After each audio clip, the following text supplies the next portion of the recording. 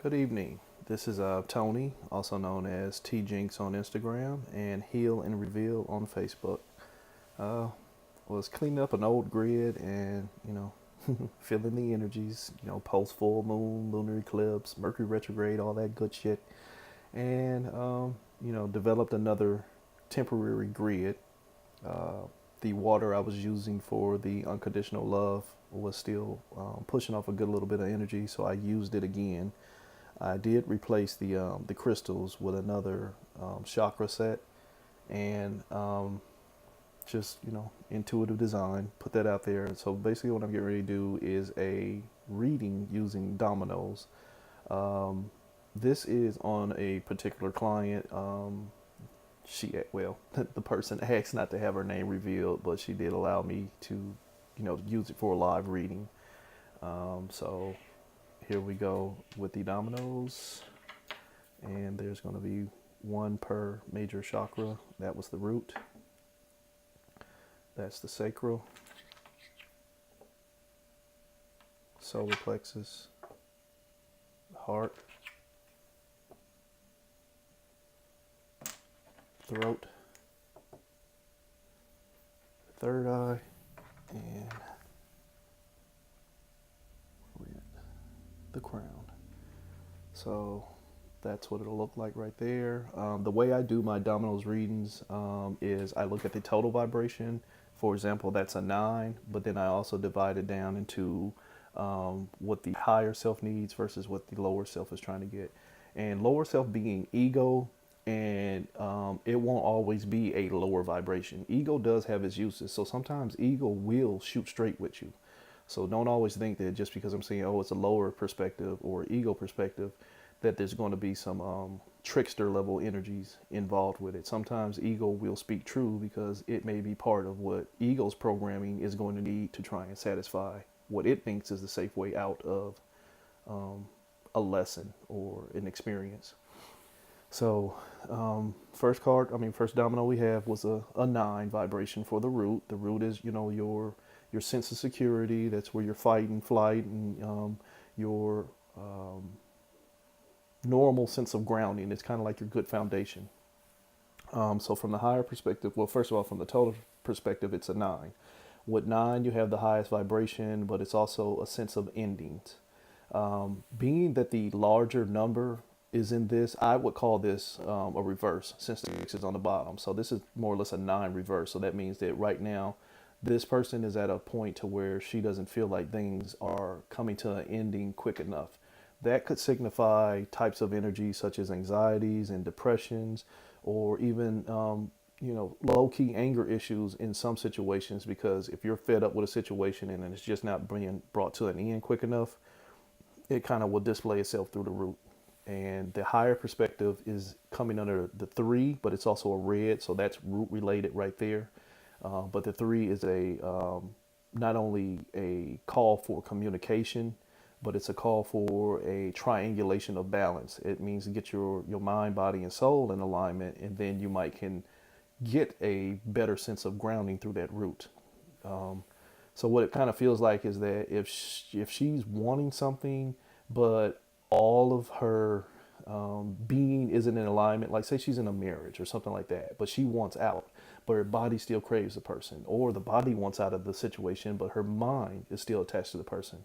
That's a lack of balance in a situation because you're not sending a clear signal to yourself saying, I'm done with this lesson. So you will find yourself in repetition. So that 3 right there is just saying, hey, be thorough in your communication and be sure that all components of you, your mind, your body, and your soul, are ready to get this sense of security and grounding that you keep fighting for. The lower number, again, the lower perspective, the ego perspective is a 6. Well, it's also a yellow 6. Yellow is associated with the color of the sacral. I'm sorry, not the sacral, but the solar plexus. That's your vitality and willpower. In this sense, it's tying it into your root. This 6 is saying, what's your foundation? This is to me, a clear sign of repeated cycles. A lot of us have that energy of this is what we've always done. I've always done this dance with somebody. You hit me, I hit you back, or she leave and I always come back. That type of energy like that, that's what that 6 is saying, that this is what we always deal with. This is what has always given us security. So why should I change now? But if it's only been presenting you with more turmoil, which is what this, and I know the client in a sense is kind of ringing true. If it's only presented her with turmoil, then at some point she's going to have to realize that you can't keep doing the same thing and expecting different results, because it keep giving you the same results and in different fashions and in some cases different extremes, and it's only going to get more extreme as you deny your 3. If you're not communicating with yourself properly, you're going to stay stuck in that foundation that you've already developed, which is one that is not giving you peace. So for her root, it's a 9 in reverse. Things need to end, but she's not moving properly to end them. Going over to the sacral, which is your sexuality and your sensuality and emotions, all that type of feels that goes on in there. It's a 12. With me, 12s, they're breaking down to another form of a 3, but I leave them at 12s at first, because to me, 12 is a witness energy. 12 is the number like I associate with the Jesus allegory. He had 12 disciples. Those were his witnesses. When you get a 12, it's telling you to, hey, stop and look at yourself. It's a 1 and a 2. You, the 1, need to look at yourself, the 2, in the mirror. Take a look at yourself in the mirror and figure out who you are before you continue on. And so that's why it's a 12. And there's a clear division between the higher and the lower, because they're both a 6. So it's also, you know, it's kind of like an internal battle. So it's kind of like a Gemini type energy. No disrespect to any Geminis that may be listening, but it's that where your mind's divided and they both have valid points. So the higher perspective is saying, no, we need to set a better foundation that's going to get us some peace and some security. You know, what's going to make my emotional health healthier, and what's going to, you know, give me a sense of security where I'm embracing my sexuality and sensuality and all that good stuff. And the lower self is basically saying the same thing, but it's still pulling back on this other 6 here. It's saying, hey, we've already got that established. Don't it feel good when we have that makeup and breakup sex? Don't it feel good when we get into that argument and then that person comes back home, or I get to go on a shopping spree, or I get a trip, and, you know, the mundane level gifts that come after the turmoil. That's what this energy is seeing right here. The higher self is saying, let's find a better way to do it. The lower self is saying, hey, stick with the program. A 6 brings a 6.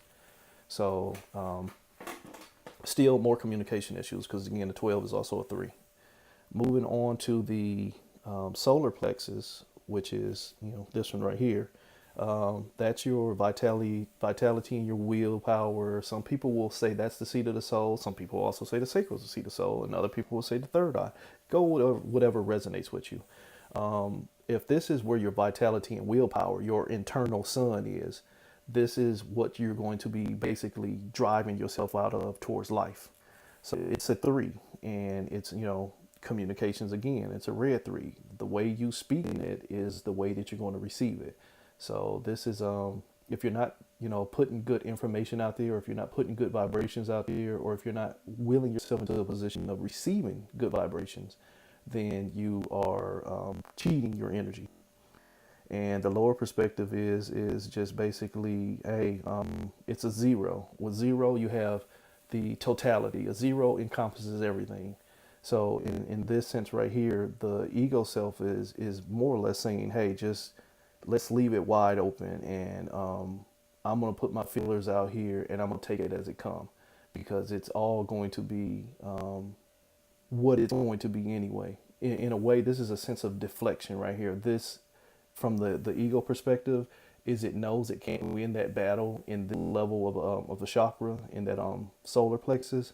So it leaves itself open to just receiving what it is, and it will take that information and it will try and keep redeveloping that same old program. So it stays at that 0. I'm just going to receive it as it comes. You can ask for it. You can sit up there, higher self, and do all that communication if you want to.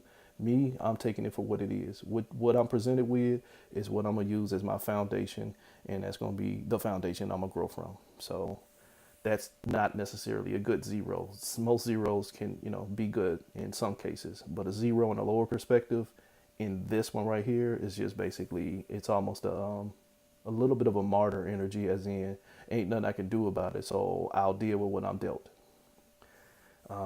and it reflects again up here in the heart chakra. The heart chakra to me is an attachment center and not necessarily a love center. It is where we value our experience and our understanding. We gravitate towards things through our heart chakra. It's a six, which is foundations. And with the six here, again, it's a yellow six, so it's tied back into your solar plexus, which is your vitality. It's saying, hey, set a good foundation. Don't keep attaching to things that no longer serve you. If you are wanting a better situation, put yourself in a position to create and to receive that better situation. And again, zero right here is just like, I'm going to take it as it comes. There's a piece of me that is out here and everything. And so what it's going to be is what it's going to be. That can be a bit of a dangerous philosophy at times, where you think that you only get what you deserve, or what you're presented with is what the universe has ordained for you to receive, so to speak. No, you have the ability to throw yourself into different probability fields or different paths or different timelines, however you want to put it. If you make motions, you are creating waves and ripples in the stitches and fabrics of time, and you can put yourself into better positions. There will be some things, like most tarot readers will tell you, it's all probability fields, and some things just by knowing it you can change, but other things are just going to be divine will. This is more or less saying, you can operate within divine will, but you can also make motions within divine will. You don't have to just say that divine will is already predestined, predetermined, and there's nothing you're going to be able to do to change it. Set a good foundation and you will bump the energy. If you go to school and don't do homework, you're not going to do anything to learn. But if you pay attention to learn, you alter the course of your education. So it's kind of like that. And I hope that makes sense to somebody. If you put forth effort, then you can make change. You don't just have to show up for the dance and sit there. You get to get out there and actually show out. So take that with a grain of salt. Going over here to the throat, which is your power center, your manifestation center,